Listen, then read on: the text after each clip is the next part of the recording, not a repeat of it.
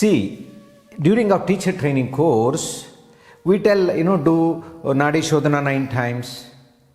We tell Brahmari to do 9 times. 9 in India we consider as a sacred number. Yeah. So we have chosen 9 number. There is no rule that why we have to do 9. No, not necessary. I do 20 times also. I do 30 times also. There is absolutely no rule. From Bodhi side we have a time limitation. We cannot do it prolonged. Hence we have taken a number 9. There is no rule that you have to do 9. Not only Brahmari, not only Bastrika.